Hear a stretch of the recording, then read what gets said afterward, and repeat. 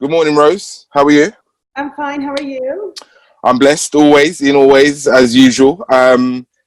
Really glad to speak to you today. There are a couple of things I want to highlight. Not least, you're mentioning Forbes magazine recently, but more importantly to me, your new app, new service that you're bringing to market, ScreenHits, which, let me read from the press release. It's a new app allowing consumers to manage all of their streaming subscriptions, AVOD, and live channels in one place. You're a one-stop shop. Why should people download ScreenHits? What's it all about? Talk to me, Rose. Yeah, so I like to give this example. So in my household, we have a number of apps. We've been cord cutting. We don't want to pay the £100 and something a year for Sky. I mean, when I was growing up in the US, my parents were paying probably $135 for Time Warner Cable. And now that there's a lot of great content online, like Netflix has a lot of great content, Amazon Prime, Disney Plus, we've been getting all those streaming services. But one of the biggest challenges in our household is that, you know, my daughter over this whole COVID break was wanting to watch a movie every day. I said, okay, watch Wizard of Oz. It's a great one. I didn't have time to even open up Netflix. Didn't even think it'd be on Netflix. I just went to Amazon Prime to rent it. I rented it. 2 days later, my husband that doesn't spend any money went to Netflix first and found out that it was free on Netflix. And I had found that I had done this a number of times, renting something when it was already free on the other platform. And so one of the biggest frustrations is that, you know, I have all these apps, but I don't even know how to search across all the apps because I don't have the time to open up one and close another. I just want one place to do it. And that's what ScreenHits does. And that's why I think that anybody that does have more than one or two apps would find this as like a lifesaver. How did you go from creating the concepts and then to bringing it, you know, to creation so quickly? How did you knit the steps together so easily?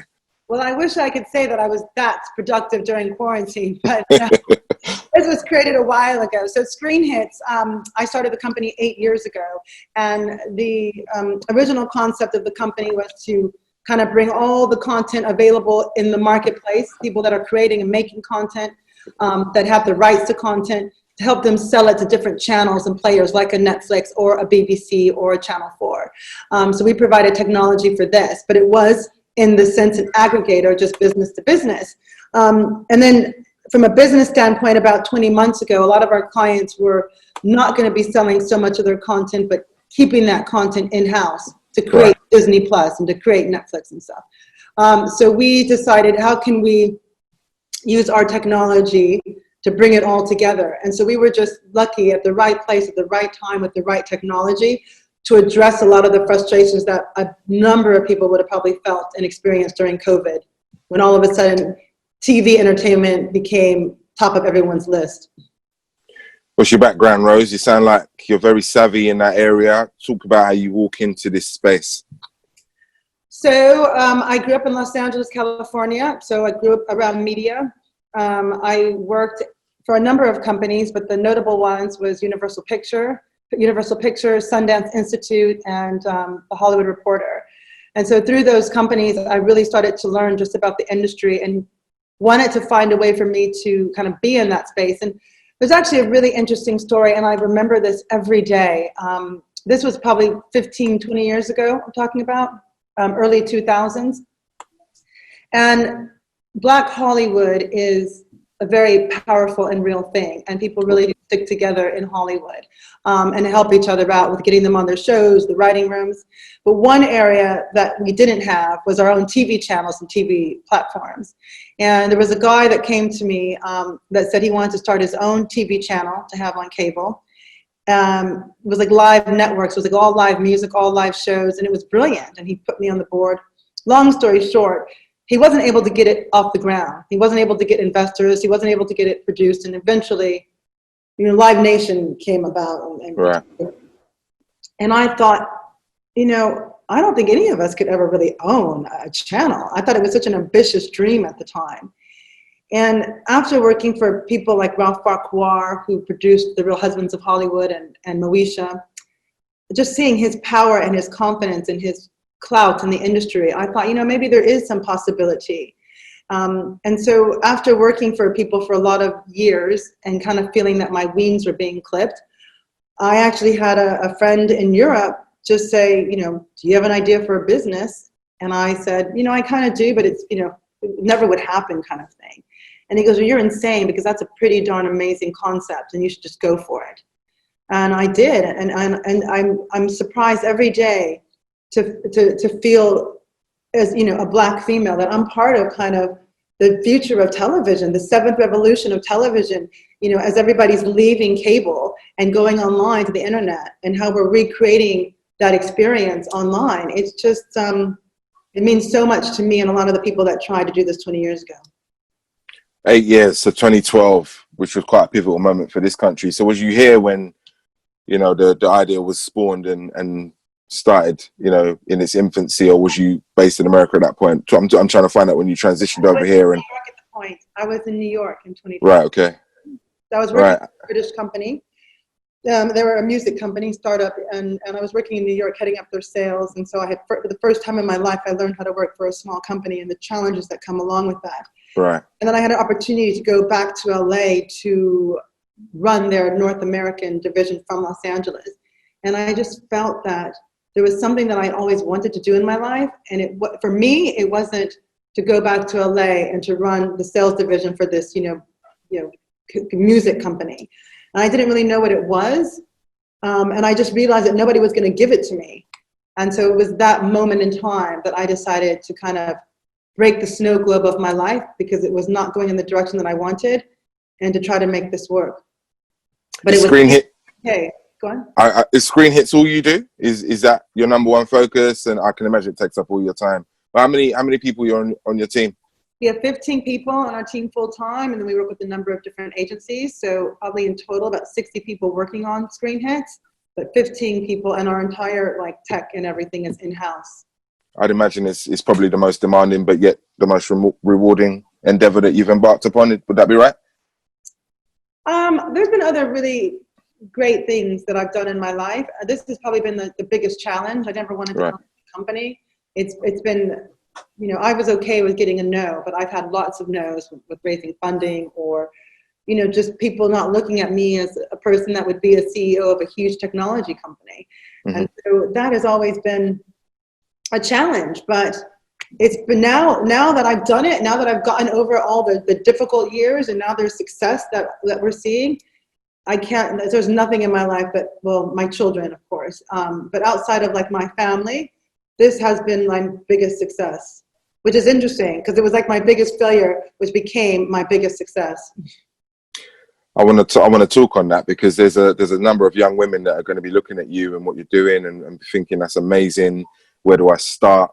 You've kind of given a snapshot on some of the things you've had to deal with. But if you had any pearls of wisdom for the young entrepreneur who may be just exiting university, embarking on their first job, but got an idea, permeating in the back of their mind, how would you kind of advise them to pursue it, but maintaining a place in this world that, you're able to sustain the way you live and all the rest of it?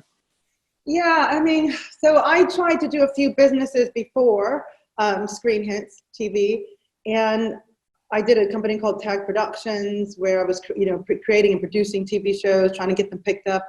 I did that in alignment with keeping a job. And I did this for many years. And then I came to a part in my life where none of those companies ever got off the ground, not because they weren't great ideas, not because I wasn't great at what I was doing, but because my focus was, trying to, find a family, because I wanted to have kids and I was getting up there in age. I had to, pay the bills and have that financial stability. And here's a great idea, but it was only taking a small percentage of it was only getting a small percentage of my time. So they never, ever worked. And I had to make a decision. I had to give it all or nothing. And I had a person tell me, when I said, but how am I going to live? Yeah, I can get some money, I can set it up, but what if it all fails? The chances of me not raising money, the chances of, the studio saying, we're not going to work with you, was extremely high. And someone said, it doesn't matter. If you're going to do it right now, you're in the best position to just take a break, leave the job behind. You can always go out and get another job. You have a little bit of money you save. If you believe in yourself, you will make it work. If it's a good product and you believe in that product, you will make it work if you are dedicating 100% of your time to it. But as long as you keep doing 20% here, 30% here, it's never going to happen. And my business partner kept his job, and he was my co-founder at the time. We worked together over the years. He was in charge of tech. I was in charge of business development. And I didn't have kids at the time. I was in a much easier position to just say, okay, great, let me just do it. He couldn't. He had a young son. Anyway, I was moving too quick for him. And eventually he lost his position as co-founder. He, had to give back some shares, and he just didn't grow with the company. And the only people that did grow were the people that dedicated 100% of their time. So that is my advice. Try to find some money from your friends or your families or a Kickstarter just to get you through 6 months. All you need is 6 months, because in those 6 months, you're going to know if you can make it work or not. Real symbolic at this moment in time in history, a Black woman leading a business, successful business. Talk about, how you're feeling as the world goes through what it goes through, and just your place in it, Rose. I mean, this is a great contribution and a positive contribution, and something that should be held as such. But there's so much detracting away from the Black experience. So just tell me how you're summing up what we're going through at the moment, this moment of truth, if you like. Yeah, I mean, shame, really. I mean, embarrassment. And I know that in 2020, to have to see signs saying Black Lives Matter, it's kind of like water thrown on my face. It's wake up kind of thing. Like, this is happening with my people. Yeah. And my parents worked extremely hard to raise us in a good life, and encouraged us to start our own businesses, to go to school, to do the best that we can do. And I kind of turned my eye to all the negative stuff, because I was just tired. I'm not going to be anybody's victim. I don't need anybody to help me. I don't need anybody's pity. I am a strong African person. I come from African descent. That is who I am. I don't need anybody's pity. If you don't want to work with me, say la vie. I will find a way in the back door if I have to get to the back door, but I will get there. And that's just how I lived my whole life. And then to find out people are really struggling because they can't get through that front door. They don't have the mindset that they don't need someone's help in a way. It just made me realize that we just haven't gotten as far as we could have. And that's sad. But at the same time, I think it's not like a black and white thing in my mindset, because all of my investors are white people. I think I have like a few Black investors, but the majority of them are white investors. They believe in my product. They believe in me. They don't see color, and they've supported me for the past 8 years. But I feel that now companies are starting to say, you know what? Yeah, we're giving money to the NAACP, but what can we do as Lionsgate or as Nike or as HBO or Netflix to really make a difference? And this whole movement that has happened has helped a lot of people that probably should have been promoted 10, 15, 20 years ago finally get those jobs. And it's not, they're getting it because of affirmative action, or they're getting it because they just need to put a Black person in that position. No, they deserved that 10, 15 years ago, and they were overlooked because, believe me, I worked in corporate America, and to be a person of color in the top echelons, you are 20 times better at what you do than you need to be for that job. And so right now in America at UCLA, it's a new Black president, the first one ever at UCLA. He's definitely qualified. And this movement is forcing non-racist corporate companies that have just probably not even thought about it to look at themselves and make a difference. And people that have good ideas, people that are really brilliant, now's their time to speak up and to apply for jobs, to apply for funding, and to get out there, because there's now a responsibility on corporate America to look at everybody equal. And that is amazing. I thought what was also amazing was you featuring in Forbes as Black female business owner to watch. I thought it was a great indictment on what you've done so far. You don't seem like the type of person that needed that validation anyway, but in terms of the wider perspective, and people just being introduced to who Rose is, how did that make you feel? It made me feel good. I mean, I wasn't expecting that, so it's not something that we were reaching out for. So it was just kind of like, oh my God, they've noticed my business. And it felt lovely to be recognized, because I can honestly tell you for the last 8 years, it's been a very unappreciative space. I didn't like press. So in 2014, as a business owner, I decided to my team, we're not going to do press. We're going to put our heads down and just create great products, and our products will speak for themselves. And with this new product, which is pretty amazing, I have to say, it's like the best thing we've ever done. To get recognition in that way is tremendous. I'm so thankful and appreciative, and I hope it inspires other people that it's so possible. There's absolutely zero limits to doing whatever you want to do. That is a fact. If I can do it, believe me, anybody can do it. Anybody can do it. Rose Hulse, what does the future look like for you, for ScreenHits, and for any other endeavors that you're going to bring to market that you can share with us at this moment in time?